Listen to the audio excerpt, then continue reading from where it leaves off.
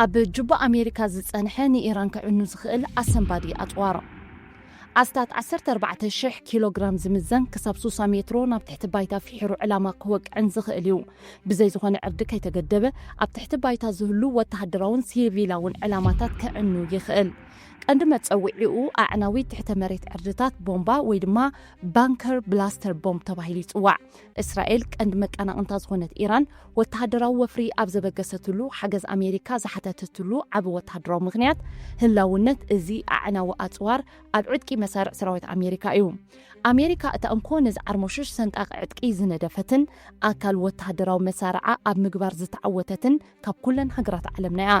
ነዚ ዓርሞሽሽ ሰንጣቕ ነፈርቲ ውግእ ኣሜሪካ ብቐሊሉ ካብን ናብን ዘንቀሳቕስኦን ኣብ ዝተፈላለዩ ዕላማታት ክድርብዮን ዝኽእላ ኣብ ምዃነን ፍሉይነቱ እዩ። ትሕተ ባይታዊ ማእከላት መመስርሒ ኣቶሚካዊ ኣጽዋር ኢራን በኣርከስ በዚ ሰንጣቕ ዕጥቂ ኣሜሪካ ከም ዝድፈርን ብብዙሓት ወገናት ክግለጽ ጸኒሑ ይርከብ። ሓደ ካብኣቶም ንኣብነት እቲ ኢራን ኒኩለሳዊ ንጥፈታት እተካይደሉ ኣብ ዓሚቕ ትሕተ ባይታዊ ክፋል ከም ዝተደኮነ ዝጥርጠር ኒኩለሳዊ መሳለጥያ ፎርዶ እዩ። ምምሕዳር ኣሜሪካ ርኡይ ጸግዒ ናይ እስራኤል ሙሳዱ ኣብ ዝተረጋገጸሉ እዚ ዓናዊ ብረት ኣብ ኢድ እስራኤል ክህሉ ዘለዎ ተኽእሎ ገፊሕ ከም ዝኾነ እዩ ዝሕበር። ወላ እውን እቶም ብዛዕባ እስራኤል ብዙሕ ጽቡቕ ዘይዛረቡ ከም ኣባል ሰነት ኣሜሪካ ዝኾነ ጆን ፌልትመን ዝኣመሰሉ ኣባላት ሰልፊ ዴሞክራትስ ኣሜሪካ ኣብ ወፍርታት መጥቃዕቲ ኣየር እስራኤል ኣንጻር ኢራን ነዚ መሳርሒ ክትጥቀመሉ ክትሕግዛ ክጉስጉሱ ይረኣዩ ኣለዉ። ፌልትመን ኣብ ቅድሚ ፎክስ ኒውስ ቀሪቡ ኢራን ብዝገበረቶ ክትሕተት ኣለዋ ክብል ተሰሚዑ። ፌልትመን ብቓላቱ ኣሜሪካ ነዚ ኣዕናዊ ዕጥቅን ቢ2 ሰላሕታ ቦምባታትን ንእስራኤል ክትህባ ብዘይ ምቁራጽ ምጉስጓስን ምውዳብን ከም ዝጸንሐ ተኣሚኑ። ኣሜሪካ እታ እንኮ GBU 57 ባንከር ብላስተር ቦምብ ከምኡውን ቢ2 ዝተሰምየ ቦምባ ዘለዋ ናይ ዓለምና ሓይሊ እያ።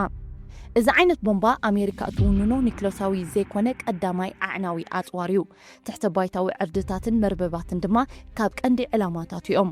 ኣብ ማዕሙቕ ጎቦታት ብድልዱል ኣኻውሕን ኣቻዮን ዝተዋሕዘ መሲሉ ዝጸንሐ መማዕበሊ ዩራኒየም ኢራን ድኻማቱ ቁሉዕ ዝኾነሉ ናይ ምዕናው ሓይሊ ናይዚ መሳርያ ምዃኑ ብዙሓት የረጋግጹ። ባንከር ብላስተር ቦምብ ዕላምኡ ብዘይ ዝኾነ ጸገም ክወቅዕ ዝኽእል መሳርያ ውግእ ኮይኑ ኣብ ነፍሲ ወከፍ ኖትክ ናብ ማዕሙቕ መሬት እናወሸጠ ብምኻድ መሳለጥያ ጸላኢ ከም ዝዕኑ መግለጺታት ሓይሊ ኣየር ኣሜሪካ የነጽር። ኣብ ኢራን ንመማዕበሊ ዩራኒየም ናታዝ ዝጸብለል ብምባል ኣብ ቀዳማይ ደረጃ ዝስራዕ ማእከል መማዕበሊ ዩራኒየም ፎርዶ ድማ እዚ እንኳ ዓይነት ቦምባ ክሃርሞ ከም ዝኽእል እስራኤል ድማ ካብ ኣሜሪካ ከተምጽኦ ከም እትደሊ ብዙሓት ይገልጹ። ካብ ማእከል ምምዕባል ዩራኒየም ኢራን ዝኾነ ፎርዶ ካብ ከተማ ትሄራን ንሸነኽ ደቡባዊ ምዕራብ ኣስታት 96 ኪሎ ሜትር ርሕቀት ኣለዎ። ኣህጉራዊ ትካል ኣቶሚካዊ ጸዓት ብሰሉስ ኣብ ዘውፅኦ መግለጺ ነፈርቲ እስራኤል ኣብ ናታዝ ኣዕናዊ ደብዳብ ምክያደን ገሊጹ። ብጸረ ሚሳይላት ኢራንን ሩስያን ብጽኑዕ ክሕሎ ምጽንሑ ዝግለጽ ማእከል መማዕበሊ ዩራኒየም ኢራን ብተደጋጋሚ ናይ ሮኬት መጥቃዕትታት እስራኤል ኣዳኺምዎ ጸኒሑ ክኸውን ከም ዝኽእል ብዙሓት ይእምቱ። ኒኩለሳዊ መደባት ኢራን ክሳብ ዘይተገደበን ሚሳይላት ኢራን ክሳብ ዘይዓነወን መጥቃዕትታት ቴል ኣቪቭ ኣብ ልዕሊ ቴህራን ደው ክብል ከም ዘይኮነ ዝገልጽ ዘሎ ቀዳማይ ሚኒስተር እስራኤል ቤንጃሚን ነታንያሁ እቲ ወፍሪ ጌና ኣብ መጀመርትኡ ከም ዘሎ እዩ ዘፈራርህ። ኣምባሳደር እስራኤል ኣብ ሕቡራት መንግስታት ኣሜሪካ ምስ ፎክስ ኒውስ ኣብ ዘካየዱ ቃለ መሕትት ቀንዲ ዕላማ እስራኤል ፎርዶ ሙሉእ ብምሉእ ንምዕናው ዝተወጠነ ከም ዝኾነ ክሕብር ተሰሚዑ።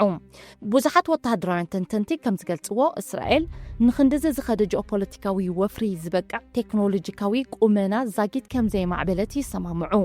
ሓደ ካብቶም እስራኤል ንኢራን ንምህራም እትጥቀመሎ ምህላዋ እትጥርጠር ተወሳኺ ናይ ትሕተ መሬት ዕርድታት መሳለጥያ ቢ2 ዝተባህለ በንጣስ ቦምባ እዩ።